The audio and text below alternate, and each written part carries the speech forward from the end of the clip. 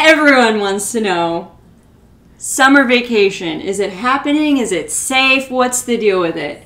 Today we're going to talk reopening in the travel industry. And are we going on summer vacation? Let's tell them after the logo.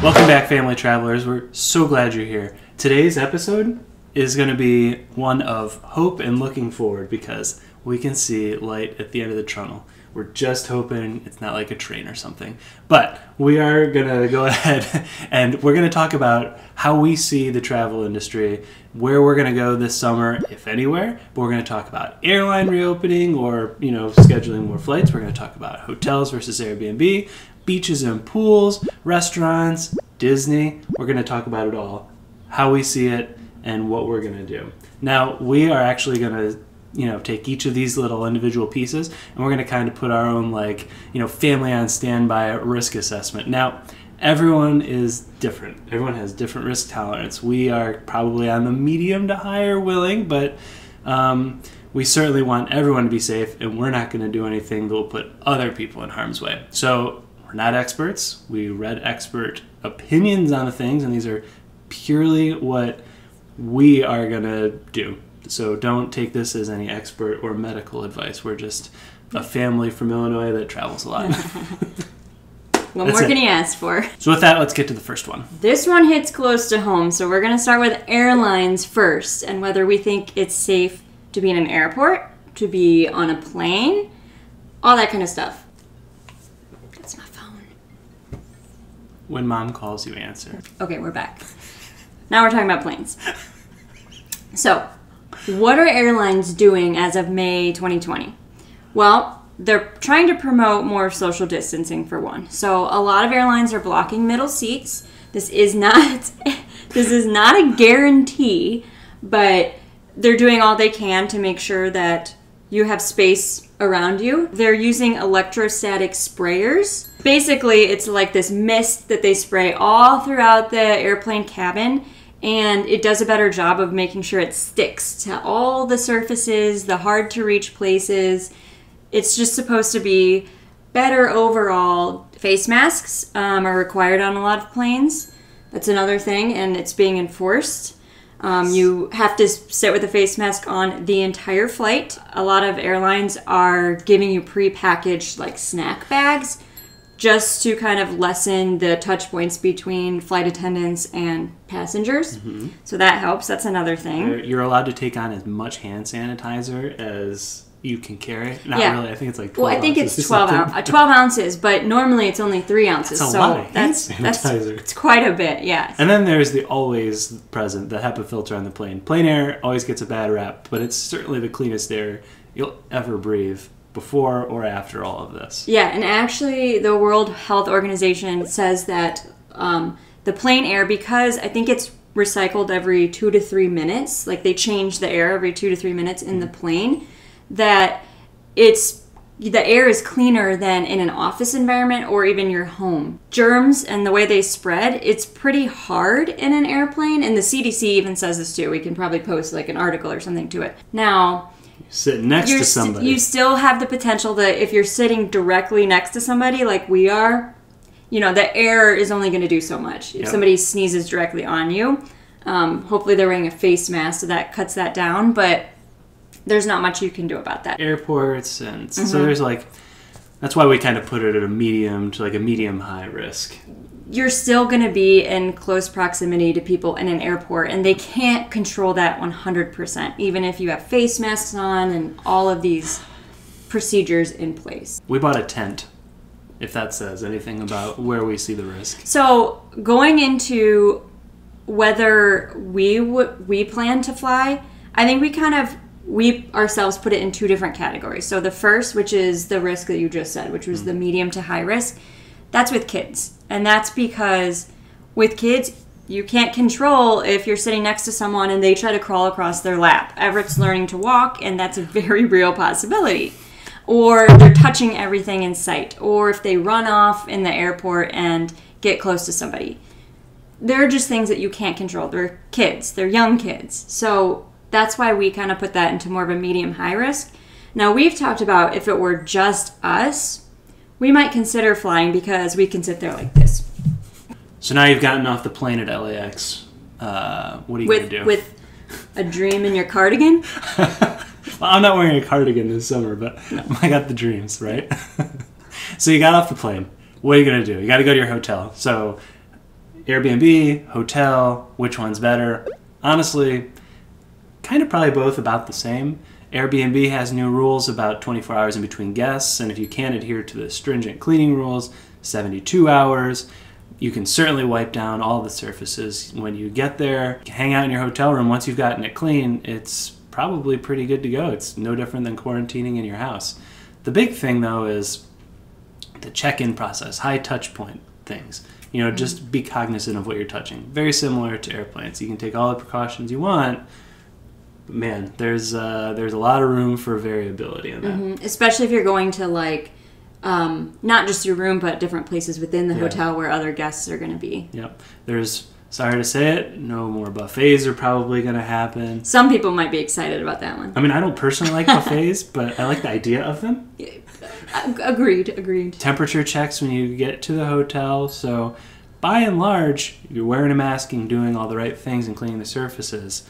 Same with an Airbnb. I think we'd probably put this at low to a medium risk. Low to medium risk, I think. For us. Now, if a hotel is still too much for you, another option to consider that's pretty popular right now, camping or road trips or RV trips. This is something that we've looked into. Bugs. But bugs! No, Olivia loves the bugs, so we're okay there. Camping we put this in a pretty low risk category because you're outside, or if you're RVing, like you're in your own area. Yep. If you're staying at a campgrounds, in theory, you could be pretty isolated and it might be easier to social distance yourself from other people. Your risk might go up a little bit if you're in like a crowded campground, but I think it's just much easier to find that space away from other people. Some national parks are doing lower attendance, so I think it was Yosemite is like doing like a reservation system. They're it's in like a lottery or something. That's kind of cool. Yeah, so I mean, something to be aware of if you are planning to go to like a national park, just make sure you know what safety protocols they're putting into place so that you can actually get inside it. In that kind of environment, they're doing a lot to just enforce that social distancing. It's not just like a free-for-all. The one thing also is sometimes with camping, you have shared facilities. So you do need to be cognizant of that. Just make sure, and I know they're putting in enhanced cleaning and all of that, but maybe just do an extra run through of your hand sanitizer afterwards. Because you've brought 12 ounces of it with you. Yeah. Also note, with camping, you can bring your own food. I want food. So once you're on vacation, whether you're in a hotel or in a tent, you gotta eat. Or drink. Or drink. That's some good espresso. Ilya, if you're watching this, you can sponsor us. Anyway, I digress. So restaurants are... that's probably the biggest risk thing that we see, that we will be avoiding eating in an actual restaurant for a very long time. To go, definitely going to support the local business, and we'll continue buying or even eating outside for sure. But yeah, you won't catch us at a bar or at a booth for a pretty long time. That's not to say that they're not taking precautions. It's just that, like an airplane with the kids, who knows what one of them will put in their mouth or touch and then rub their eyes. Kids are kind of gross, really. I think this pandemic has shown how disgusting kids can be. Right? Yeah. Some things that restaurants are doing, they're doing a lot of like contactless paying, even if you're sitting at a restaurant. Social distancing tables. Not every restaurant, but they're supposed to be, or putting plexiglass in between if they can't physically move the tables apart. Outdoor dining is another thing, which we might feel a little bit safer with that, but it's widely known that like the air quality in a restaurant is the same as like an office environment. It's not the best. Yep. So that in that respect, it's a little riskier than being in a plane and being next to someone. Yep. Plus in a plane, they're, enforcing masks. If you're at a restaurant, if you're in an enclosed space with somebody and they're not being enforced, that's where the risk we see. Right. And so I think that's why it's high risk for us is like you're eating, so you're nobody's wearing a mask. I mean, the employees maybe, but like the actual restaurant guests, Who knows? no one's wearing a mask. You're all eating. Yeah. So The other issue is that our kids won't be able to wear masks. I mean, like, if Everett or Olivia gets sick, there's no way you're keeping a mask on them, and so the risk of getting somebody else sick, if they happen to get sick, is pretty high too. yeah. For us, that's probably out for a while, but that's okay because we like to cook our own food and we On the love campfire. takeout. You know, you can get past it. Yeah, Yeah. why take the risk there for us if takeout food is just as yummy? I've been staring at She's been staring at the... We are loopy the right edge now. of the water. Oh my Okay. gravy. We're talking Disney next because they just announced their reopening plans, which everybody was waiting for. And I think a lot of theme parks will follow in Disney's footsteps and Universal's footsteps. Disney just announced they are opening July 11th, right? July 11th. Yep. They're opening Magic Kingdom and their Animal Kingdom parks. And then the other Epcot and Hollywood Studios will open July 15th. So they're staggering it a little bit. Some things Disney is planning on doing. So temperature checks when you arrive. Masks will be required. They're implementing some new mobile ordering, which they already had, but just kind of pushing it a little bit more so that they can cut down on the interactions between food service and guests.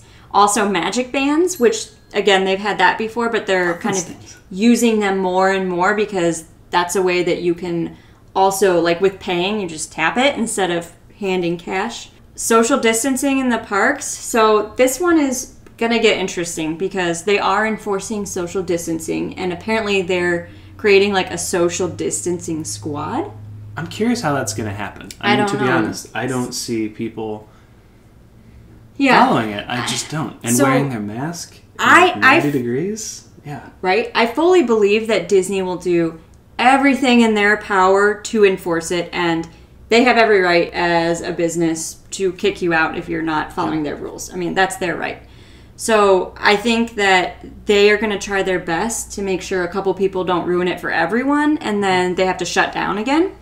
But the question is, how hard is that going to be to enforce throughout a massive park? So that's kind of like a time will tell thing because, you know, like you said, it's 95 degrees and you're wearing a mask. Like, Your 5-year-old or your 10-year-ld is right. really hot. So wearing how masks. many people are going to like try to get away with not doing that? We've all seen the pictures of beaches where some people just think they're exempt from rules. Looking at you, Florida. Hopefully people listen to the rules and they don't ruin it for everybody, but That's our hope. that's why it's like for us a little bit higher. And Universal's following a lot of these same things that Disney's doing. They're doing like a lot of virtual line queues. Which is awesome, by the way. I think that's really cool. We'll see how that goes Like, too. can that just be permanent forever? Yeah. Maybe Disney will like focus more on the like fast passes and stuff to kind of like Yeah. cut down the waiting in line. I don't know how they're going to do all that, but we'd probably put Disney currently in like a more, I don't know, what would you say, a medium to high risk? I ain't going there. So probably I think for us, like we're going to wait and see. Yep. And it's not what Disney's doing because they're doing a lot of things that are right and that a ton are of things that are right. everything that they can do in their power. It's just other people and trying to manage that whole situation. So that's That's kind the of key. just like waiting and seeing what happens with how people are following Totally. their guidelines. So, as Brittany had mentioned, staying outside is your best bet. That brings us to beaches and pools. Now, most experts will say that the chlorine in salt water and all that stuff will kill the virus and that you're pretty low risk for being there. I would agree. I think that makes total sense and that you're outside and that we're staying away from people and I'm not in a closed room. So we will be hitting a beach or a pool as soon as we can. Probably a beach might be easier. But the one drawback here is that we've all seen, again, the video of people crowding on the beaches. So this is not something that, like, you have to worry about the protocol of the place that you're going to, but their enforcement of it and the people that are there and how willing they are to follow the rules. Have you seen that video of like the Ozarks where It looked like a Las Vegas pool party, Oh my and gosh. not a single person was wearing a mask. Marty Bird made a killing on that day. Like, Right? Totally. Hopefully those are more rare situations. I don't know, I'm but choosing to believe. I that think they're you more just rare. have to be cautious and make sure you're not going to a place that turns out to be like how the social distancing is going, because it's non-existent in those places. Right. But if you're maintaining distance and you're in a pool with others, you're fine. You're good. They pee in the pool anyway, so only you can prevent forest fires or In this virus case. spread. That's a fact. That's our PSA for the day. But a lot of this, again, is just our thoughts on what we plan to do. We, as a family, are incredibly flexible on our travel, hence flying standby all the time. So we're just going to really see where this goes. We'll probably try to take some lower risk trips and be willing to change. I mean, even if we decide to fly and do a standby trip, we'll look at the loads and make sure it's an empty flight. I mentioned we got a tent, so we're going to do some camping. Woohoo! That might be one of our coming I'm videos. kind of excited about camping, if I'm being honest. Thanks for watching. Let us know what your vacation plans are. We're super curious about this. I know. So tell us in the comments. Make sure you subscribe, ring the old bell, follow us on social. And with that, Alexa, Alexa? I don't even know what that timer is for, There's but something that we got to do, so bye. bye.